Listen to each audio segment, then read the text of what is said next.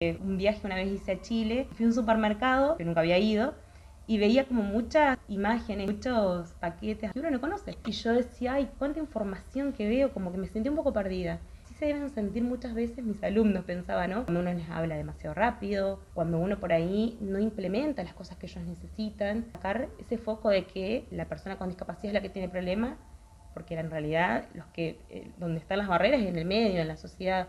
El mundo está diseñado y pensado para recorrerlo y habitarlo. Día a día, millones de personas interactuamos con él de una manera predefinida y estandarizada. Tal es así que a veces nos cuesta entender cómo sería transitarlo de otro modo. Por eso hoy te proponemos repensar juntos los conceptos de discapacidad, accesibilidad e inclusión. El concepto de discapacidad es un concepto móvil y cambiante. Etimológicamente, está bien decir que significa capacidades diferentes. Por ende, son modos de vivir, habitar y percibir el mundo distintos. Hoy, discapacidad y docencia.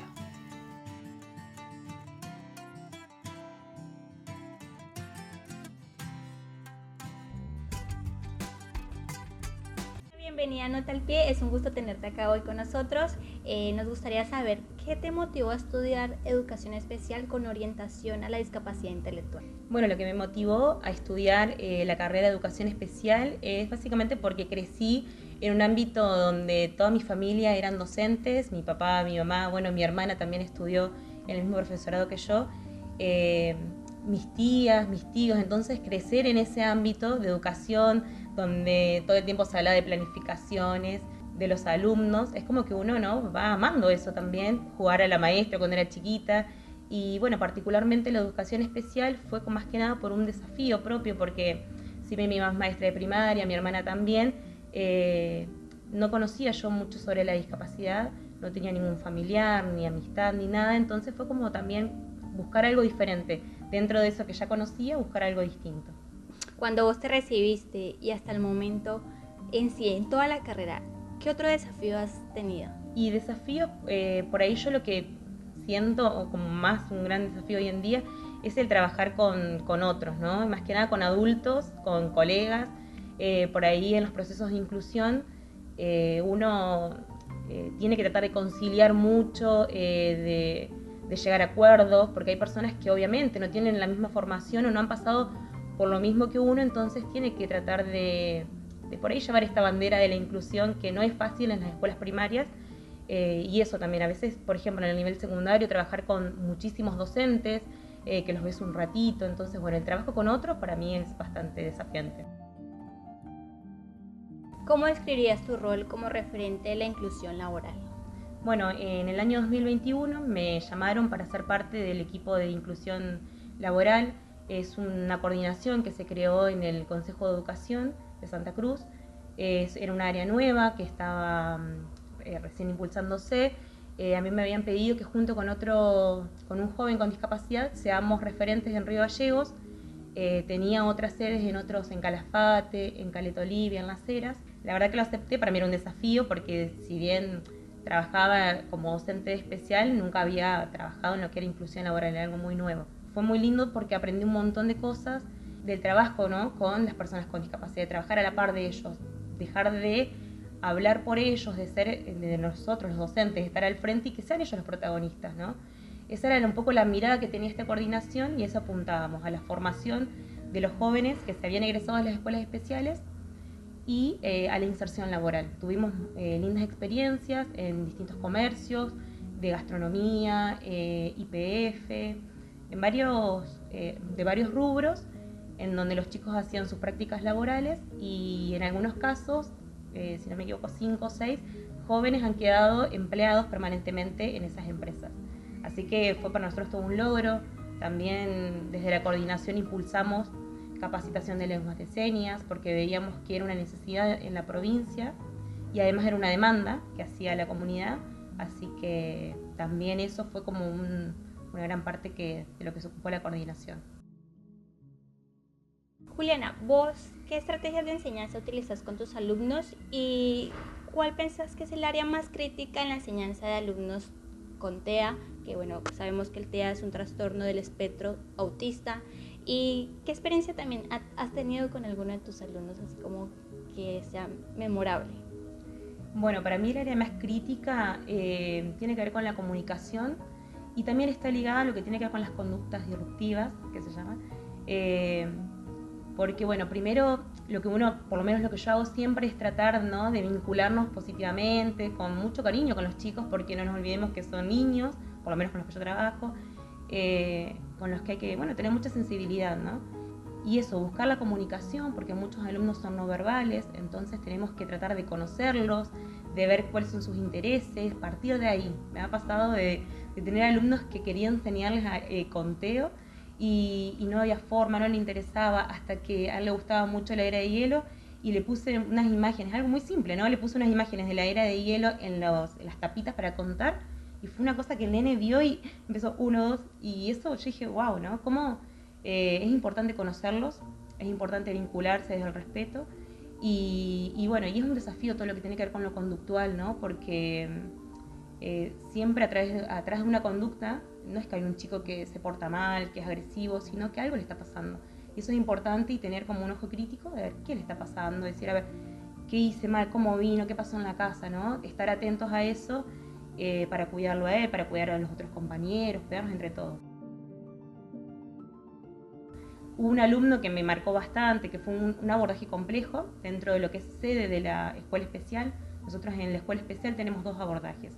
Sede, que los alumnos van a la escuela especial ahí, y después inclusión educativa, que son nosotros los docentes de especial acompañamos en las escuelas primarias, o inicial o secundaria. Y bueno, estábamos trabajando en sede con un alumno que iba 1 horita, y cuando él iba, la escuela tenía que estar en silencio, tenía hipersensibilidad auditiva. Era un alumno que, bueno, cuando había una cuestión sensorial, él la manifestaba golpeando las sillas, las mesas, golpeando, rompiendo puertas.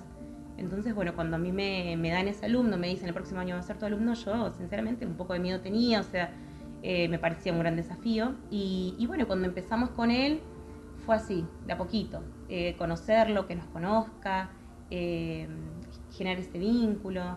Primero eran 20 minutos, después terminamos, éramos 2 docentes, terminamos con mi compañera, mi colega, saliendo con él a comer hamburguesas, con otros compañeros más, participó de actos que antes él no lo hacía. La verdad que pudimos trabajar desde su motivación, a él le gustaba mucho la música, las banderas, y en función de esos intereses que él tenía, que eran muy acotados, pensamos una planificación. Al final del año hicimos una muestra donde fue su familia, pero bueno, siempre el interés del alumno estuvo ahí, ¿no?, como principal, y eso es como lo que aprendí, ¿no?, a escucharlos y en función de eso, bueno, que la escuela sea un lugar agradable para ellos también, ¿no?, que le vayan a pasar mal. Bien, ¿y cuál dirías que es el manual de abordaje que se usa en Santa Cruz? Bueno, nosotros tenemos un manual que guía las prácticas docentes que fue elaborado por docentes de la provincia de Santa Cruz y de la Escuela Especial número 10 también. Nosotros, bueno, el abordaje que brinda la Escuela Especial número 10 es para personas con trastorno del espectro autista y así como, por ejemplo, ¿no?, las planificaciones se hacen con los diseños curriculares provinciales, nacionales, los NAP. Nosotros tenemos este manual que tiene contenidos, tiene recursos. Entonces, por ejemplo, todas las áreas de TEA, del autismo, que son, bueno, la comunicación, voy a nombrar algunas por ahí las más importantes, la comunicación y el lenguaje, las habilidades sociales, las conductas disruptivas, la simbolización del juego, funciones ejecutivas, todas esas tienen contenidos y están estructurados en niveles. Entonces nosotros, bueno, en función del alumno que observamos y que vemos que va a requerir, que apoyos, pensamos una propuesta. Entonces eso se planifica, a ver en comunicación en qué nivel se encuentra. Lo utilizamos tanto para planificar como para evaluar también. Evaluamos desde esos niveles. Si el alumno avanzó en tal contenido, en tal nivel, y bueno, y es muy útil porque, bueno, nosotros nos brinda muchísima información, así que bueno, es algo que se creó hace un par de años, si no me equivoco, en el 2008 y se usa hasta la actualidad. Desde el gobierno Dorni ha implementado medidas contra la inclusión y además, bueno, contra la discapacidad. ¿Vos qué opinas de eso? Yo creo que a nadie le gustaría cobrar una pensión por invalidez laboral si pudiese tener la oportunidad de trabajar, ¿no es cierto? Si tuviese la posibilidad de que le den un trabajo en blanco, de que pueda estar, ¿no?, ocupándose, sintiéndose, estando en un puesto laboral. Pero muchas veces es de lo único que viven las personas con discapacidad, de esa pensión, que aparte tampoco es un monto que uno dice es algo mínimo, ¿no?, que les permite subsistir, además de todas las terapias que conllevan, ¿no es cierto?, algunos tratamientos. Sabemos que algunas discapacidades son más complejas que otras, está más implicada la salud. También hay muchos recortes en salud constantemente, particularmente en nuestra provincia, en Santa Cruz. La obra social provincial ha disminuido en cantidad los medicamentos que se otorgaban, muchísimos amparos judiciales han empezado a salir también porque no se cumplen con los derechos. Así que bueno, yo lo que espero es que, bueno, nosotros ahí en Santa Cruz hace unos años se empezó a levantar un movimiento de jóvenes con discapacidad. Ellos empezaron a reunirse de manera virtual, de manera presencial, y yo sé que están atentos a todas estas cuestiones, y creo que eso es lo más importante, que la misma comunidad de personas con discapacidad pueda defenderse, pueda defender sus derechos. Sé que otras personas y chicas han salido a hablar también en los medios sobre esto, sobre los recortes, y es muy importante que sean las personas con discapacidad que salgan en los medios a reclamar lo que es justo para ellos. Bueno, para finalizar, esta pregunta es un poco más reflexiva. Para vos, ¿qué es la accesibilidad? Y también, ¿cómo ves el futuro de esta accesibilidad para este tipo de personas que tienen este tipo de trastornos en el área laboral y además educativa? ¿Cómo lo ves a corto y a largo plazo? Bueno, para mí la accesibilidad, yo lo pensaba el otro día y es un poco como, ¿no?, puentes o puertas que van a permitirle a las personas acceder a sus derechos. Por eso son muy importantes, y como yo decía antes, es importante cuando se piensen métodos accesibles o que se involucren a las personas con discapacidad. Por ejemplo, se va a pensar en un edificio, se va a pensar en un parque. Bueno, a ver, pensá, llamá, convocá a la comunidad de personas con discapacidad a ver qué se necesita, qué otra mirada pueden aportar, ¿no? Porque uno siempre por ahí va a tener la mirada acotada de lo básico, de para todos, y tenemos que pensar en un mundo donde todos puedan acceder, ¿no? Eso, que todos puedan acceder y que puedan participar, porque es muy feo quedarse afuera, ¿no?, de la vida, de la cotidianidad. Me acuerdo que un viaje una vez hice a Chile y fui a un supermercado que nunca había ido, y veía como muchas imágenes, ¿no?, muchos paquetes así como que uno no conoce. Y yo decía, ay, cuánta información que veo, como que me sentí un poco perdida. Digo, así se deben sentir muchas veces mis alumnos, pensaba, ¿no? Cuando uno les habla demasiado rápido, cuando uno por ahí no implementa las cosas que ellos necesitan, y bueno, y sacar ese foco de que la persona con discapacidad es la que tiene problemas, porque en realidad donde están las barreras es en el medio, en la sociedad. Así que un poco eso, romper con esa idea, y bueno, y que sea un poco más ameno la ciudad para todos, los ambientes, los espacios. Y en la inclusión laboral lo veo como un desafío que todavía hay que seguir trabajando, porque hay un gran estigma con que las personas con discapacidad no son capaces de poder trabajar, de hacerse cargo, ¿no?, de cumplir un horario, de llevar tareas, y la realidad es todo lo contrario. Si lo pueden hacer y lo demuestran en estos, por ejemplo, que yo he participado en estos proyectos, lo demuestran y creo que ponen muchísima más ganas y voluntad, ¿no?, justamente por esta mirada que se tiene.